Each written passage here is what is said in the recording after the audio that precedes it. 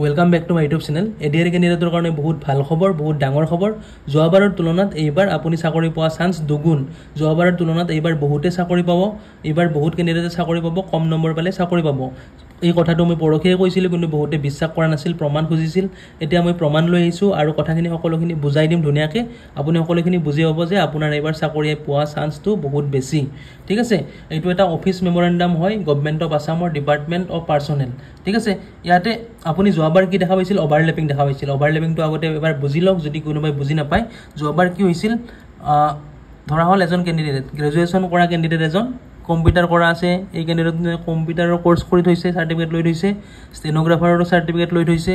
আৰু library চায়েন্সৰো certificate লৈ থৈছে। এতিয়া কেণ্ডিডেটজনে কি কৰিছিল, নৰ্মেল গ্ৰেজুৱেশ্যন পষ্টৰ কাৰণে এপ্লাই কৰিছিল, তাৰপিছত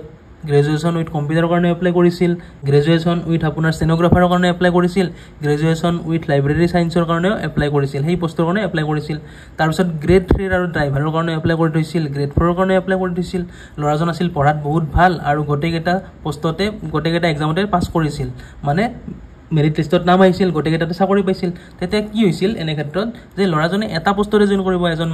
মানুহে দুটা পষ্টত কেনেকৈ জইন কৰিব? এটা পষ্টত জইন কৰিছিল, তেওঁ যোনটো ভাল পায় সেইটোত জইন কৰিছিল, আৰু বাকী যিমানকেইটা পষ্টত তেওঁ চাকৰি পাইছিল সেইকেইটা খালী থাকি গৈছিল। ঠিক আছে, আৰু এই খালী থকাকেইটাত বেলেগে চাকৰি পোৱা নাছিল। এইবাৰ এনেকুৱা নহয়, এই যিকেইটা এজন কেণ্ডিডেটে এইবাৰ এটা পষ্টতে চাকৰি পাব। গোটেইকেইটা পষ্টতে যিকেইটা পষ্টত এপ্লাই কৰিছে বা যিকেইটা পষ্টত পাছ কৰিছে গোটেইকেইটাতে তেওঁৰ নাম নাহে, এটা পষ্টতে তেওঁৰ নাম আহিব। ঠিক আছে, আৰু সেইকাৰণে এই বাকী যিমানকেইটা পষ্ট যোৱাবাৰ খালী থাকি গৈছিল, চৰকাৰৰ যিমানবিলাক ভেকেঞ্চি আছিল অফিচত কাৰ্যালয়ত, সকলোবিলাক ভেকেঞ্চি এটাহে, এইটো ক্ষেত্ৰত এটাহে ভেকেঞ্চি পূৰণ হৈছিল, বাকীকেইটা খালী থাকি গৈছিল আৰু এইকেইটা পূৰণেই হোৱা নাছিল। এইবাৰ এনেকুৱা নহয়, এইবাৰ এজন কেণ্ডিডেটক এটাই পোষ্টত চাকৰি দিয়া হ'ব, বাকীকেইটা কি কৰা হ'ব, বেলেগক চাকৰি দিয়া হ'ব, বেলেগৰ কাৰণে ৰখা হ'ব। এটা আকৌ যদি উদাহৰণ চাওঁ আমি আকৌ ভালকৈ বুজি পাম কথাখিনি, যে হাই ছেকেণ্ডাৰী ছায়েন্সত পাছ কৰা ল'ৰা এজনে ক'ত এপ্লাই কৰিছিল, হাই ছেকেণ্ডাৰী লেভেলৰ নৰ্মেলটোতো এপ্লাই কৰিছিল, হাই ছেকেণ্ডাৰী লেভেল ছায়েন্স থকাটোতো এপ্লাই কৰিছিল, তাৰপিছত এই বেলেগ ধৰণত এপ্লাই কৰিছিল, ড্ৰাইভাৰতো এপ্লাই কৰিছিল, গ্ৰেড 4তো এপ্লাই কৰিছিল। ঠিক আছে, তেতিয়া ল'ৰাজনে এটাতে জইন কৰিব আৰু গোটেইকেইটাতে পাছ কৰিছিল ল'ৰাজনে, এই ল'ৰাজনে। তাৰপিছত ল'ৰাজনে জইন কৰিছিল এটা পষ্টত আৰু বাকী তিনিটা খালী থাকি গৈছিল। ঠিক আছে, আৰু এই খালী থকা কেইটাত বেলেগক চাকৰি দিয়া হোৱা নাছিল। সেইকাৰণে কি হৈছিল, যোৱাবাৰ 26,000 নামত 26,000 ভেকেঞ্চি আছিল, কিন্তু 26,000 ভেকেঞ্চি পূৰণ নহ'ল। চৰকাৰৰ অফিচত যিমানবিলাক ভেকেঞ্চি আছিল পূৰণেই নহ'ল, কাৰণ এটা ল'ৰাই যদি 3-4টাকৈ কাভাৰ কৰিছিল পোষ্ট, কেনেকৈ পূৰণ হ'ব? মানে 26,000ৰ ভিতৰত 12,000 মানেহে যোৱাবাৰ চাকৰি পাইছিল। এইবাৰ এনেকুৱা নহয়, এইবাৰ এটা কেণ্ডিডেট বা এজন কেণ্ডিডেটে এটাহে পোষ্টত চাকৰি পাব। আৰু কি বস্তু কণ্ডিশ্যন চোৱা হ'ব এই এটা পোষ্টত চাকৰি দিয়াৰ কাৰণে, এইখিনি আজি আলোচনা কৰিম। আপুনি ভালকৈ বুজি পাব যে এইবাৰ যোৱাবাৰৰ তুলনাত আপুনি চাকৰি পোৱা চান্স বেছি। এইবাৰ বহুতে চাকৰি পাব, কম নম্বৰ পালেও চাকৰি পাব। ঠিক আছে, আৰু এইবাৰো আপুনি দেখা পাইছে যে সিদিনা হৈ যোৱা এক্সামত, গ্ৰেড 3 এক্সাম হাই ছেকেণ্ডাৰী লেভেলত যিটো কেণ্ডিডেটে পৰীক্ষা দিছিল, সেই কেণ্ডিডেটজনে এতিয়া গ্ৰেজুৱেশ্যন লেভেলৰ যিটো এক্সাম হ'ব তাতো পৰীক্ষা দিব, ড্ৰাইভাৰতো পৰীক্ষা দিব। ঠিক আছে, কিন্তু ল'ৰাজন যদি ভাল হয় পঢ়াত, এই 3টা পষ্টতে তেওঁৰ নাম আহিব, চাকৰি পাব। কিন্তু এইবাৰ যোৱাবাৰৰ নিচিনা এনেকুৱা নহয়, এই ল'ৰাজনক কিছুমান বস্তু চাই কিনে, কিছুমান ষ্টেপ প্ৰচিডিউৰ ফ'ল' কৰি কিনে এটা পষ্টতে চাকৰি দিয়া হ'ব, বাকী 2টা পষ্টত তেওঁৰ নাম নাহিব, সেই 2টা পষ্টক বেলেগক চাকৰি দিয়া হ'ব, সেই 2টা পষ্ট বেলেগৰ কাৰণে ৰখা হ'ব। ঠিক আছে, এতিয়া কথাখিনি আমি বুজিম ভালকৈ। আপুনি ভিডিঅ'টো শেষলৈকে চাব যে ইয়াতে কি দিছে, guidelines for recommendation of candidates by the state level recruitment commission SLRC for class 3 আৰু ক্লাছ 4। ঠিক আছে, গ্ৰেড 3 আৰু গ্ৰেড 4ৰ কথা কোৱা হৈছে। It has come to the notice of the state government date during, মানে যোৱাবাৰৰ কথা কোৱা হৈছে ইয়াতে, যে ৰিক্ৰুটমেণ্ট প্ৰচেছত কি হৈছিল, গ্ৰেড 3 আৰু গ্ৰেড 4ৰ ৰিক্ৰুটমেণ্ট প্ৰচেছত কি হৈছিল, চাম of the candidate selected recommended by the state level recruitment commission for class 3 post and class 4 post were eligible for appointment in multiple post। মই যিটো কথা ক'লোঁ যে এজন কেণ্ডিডেটে বেলেগ মানে মাল্টিপল মানে এটাতকৈ বেছি পষ্টত তেওঁ চিলেক্ট হৈছিল, চাকৰি পাইছিল। তাৰপিছত কি দেখা গৈছিল, যে আণ্ডাৰ ভেৰিয়াছ এষ্টাব্লিছমেণ্ট বা যিকোনো বেলেগ অফিচত তেওঁ চাকৰি পাইছিল, এজনে ল'ৰা। ঠিক আছে কিন্তু জয়েন কৰিব এটাতে তাৰপিছত কোৱা হৈছে ইয়াতে however a recommended candidate can join only against one vacant post ইয়াতে কোৱা হৈছে যে এই ল'ৰাজনে এটা পোষ্টতে তেওঁ জয়েন কৰিব চাকৰিটোত জয়েন কৰিব বাকি কেইটাটো খালি থাকি গল আৰু বাকি কেইটা বেলেগকো দিয়া হোৱা নাছিল ইয়াতে কৈয়ে দিছে যে the sum of the vacancies remain vacant ঠিক আছে ইয়াতে এইটোৱে কথা কৈছে যে এই ল'ৰাজনে এটা পোষ্টতে জয়েন কৰিব বাকি কেইটা খালি থাকি যাব ৰিজাল্টত তো তিনটাতে নাম আহিছিল এই ল'ৰাজনৰ কিন্তু জয়েন কৰিলে এটাত বাকি দুটা খালি থাকি গল আৰু এই বাকি ভ্যাকেন্ট বা খালি থাকা পোষ্ট কেইটা বেলেগকো দিয়া হোৱা নাছিল চাকৰি আৰু কোনো ওয়েটিং লিষ্টৰ সিস্টেম নাছিল যে ল'ৰাজনে জয়েন কৰিলে এইটো পোষ্টত আৰু বাকি যে দুটা খালি থাকি গল এই দুটা এক মাহ পাছত কি হ'ব ওয়েটিং লিষ্টত যি সকল আছে কম নম্বৰ পাইছিল অলপ তেওঁলোকক চাকৰি দিয়া হৈছিল এনেকুৱাটো হোৱা নাছিল গোটেই খালি থাকি গৈছিল গোটেই সৰকাৰৰ পোষ্ট বিলাক এনেকুৱা যাতে এইবাৰ নহয় সেই কাৰণে এই প্ৰসেসটো ফলো কৰা হ'ব আফটাৰ কেয়াৰফুল কনসিডাৰেশন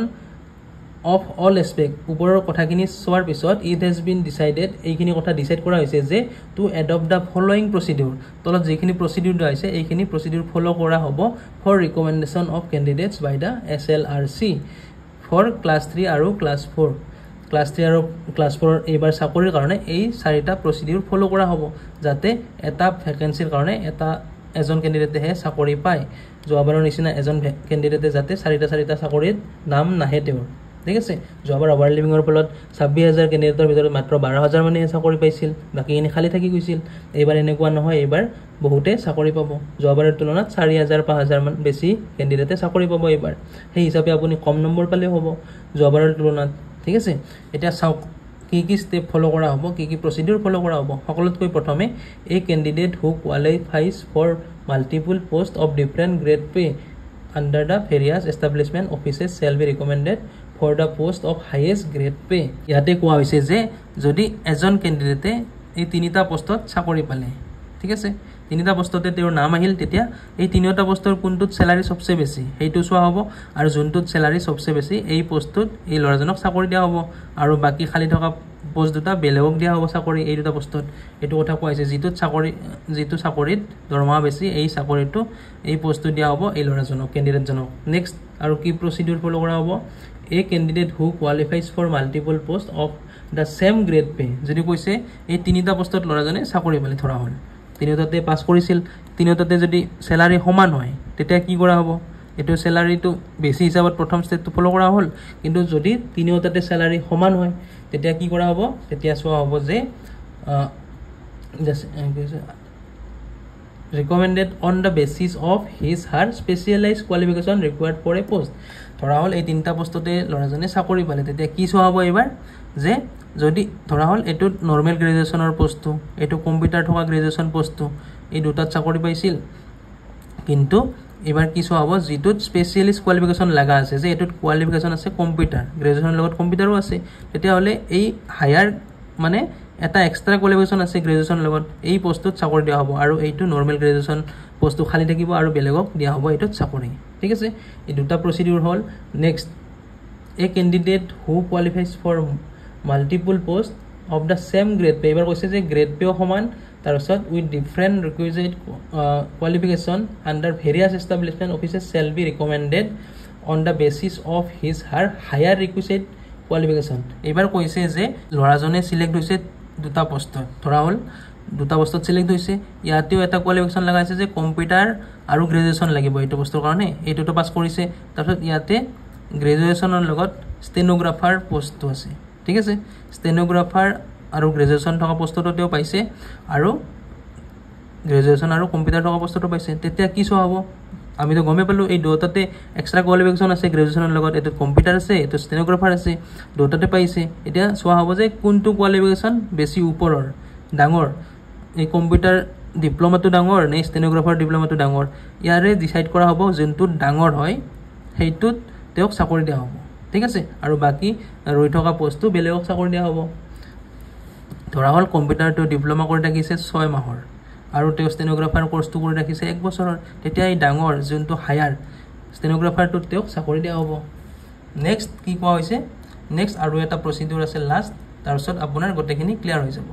এতিয়া চাও আপুনি a candidate selected for class 3 post will not be considered for class 4 এইবাৰ আপুনি দেখা হ'ব কিছুমান কেণ্ডিডেট এনেকুৱা আছে যে ক্লাছ 3 কাৰণেও এপ্লাই কৰি থৈছে ক্লাছ 4 কাৰণেও গ্ৰেড 4 কাৰণেও এপ্লাই কৰি থৈছে আৰু দুটাতে তেওঁৰ নাম আহি গ'ল চাকৰি পালে দুটাতে তেতিয়া এইবাৰ কি কোৱা হৈছে যে যদি ল'ৰাজনে ক্লাছ 3 তো পায় ক্লাছ 4 তো পায় তেতিয়া ল'ৰাজনক চাকৰি দিয়া হ'ব গ্ৰেড 3 ঠিক আছে ল'ৰাজনে বিচাৰে যদি মই ক্লাছ 3 বা গ্ৰেড 3 চাকৰি নলওঁ ক্লাছ 4 ত ল'ম গ্ৰেড 4 ত ল'ম তেতিয়াহ'লে ল'ৰাজনক গ্ৰেড 4 ত চাকৰি দিয়া নহয় ঠিক আছে গ্ৰেড 3 দে চাকৰি দিয়া হ'ব এই চাৰিটা ষ্টেপ ফলো কৰা হ'ব এইবাৰ সেইকাৰণে এইবাৰ অভাৰলেপিং নাথাকে আপোনাৰ চাকৰি পোৱা চান্স বহুত বেছি সেইকাৰণে যিসকলে এতিয়াও এক্সাম দিয়া নাই গ্ৰেজুৱেশ্যন লেভেল আৰু গ্ৰেড 4 ৰ আপুনি এক্সামটো ভালকৈ দিয়ক আপুনি গমে পাইছে এইবাৰ কুৱেশ্যন দেখাত বহুত ইজি আহিছে কিন্তু বহুতে মিষ্টেক কৰি আহিছে এক্সামত সেইকাৰণে যি এক্সামত যিবিলাক অপশ্যন পাব আপুনি অপশ্যনবিলাক যে পাব কুৱেশ্যনৰ তাৰ আপুনি সবচে আসান যেটো তৰিকা হেতু কি হয় যে অপশ্যন 4টা দিয়া আছে আপুনি ভাবিব ইমান সহজ কুৱেশ্যন আহিছে এনসাৰ এটোই হ'ব ডাইৰেক্ট টিক মাৰি দিছে এনেকুৱা নহয় আপুনি টিক মাৰাৰ আগতে ভাবি চাব যে বাকি তিনিটা একদম যে নহয় উত্তৰ যে হ'ব নোৱাৰে সেই তিনিটা আগতে কনফাৰ্ম কৰি ল'ব যে এই তিনিটা হ'বই নোৱাৰে তেতিয়াহে এইটো টিক কৰিব ঠিক আছে এবাৰ এনেকুৱা হৈছে বহুত ষ্টুডেণ্টৰ যে দেখাত বহুত সহজ পাই কিনে এই চাই কিনে কৈছে এইটোৱে হ'ব এইটো বহুত ডাঙৰ ভুল আপুনি চাব লাগিব যে এইটো টিকটো মাৰিছে ঠিকে আছে কিন্তু বাকি তিনিটা যে উত্তৰ হ'বই নোৱাৰে এইটো আপোনাৰ খাটাং হ'ব লাগিব তেতিয়া আপোনাৰ 100% চিয়ৰ যে আপুনি এই 1 নম্বৰ যদি আছে 1 নম্বৰ পাবই পাব ঠিক আছে নেক্সট ভিডিঅ'ৰ কাৰণে প্লিজ চেনেলটো সাবস্ক্ৰাইব কৰিব থ্যাংক ইউ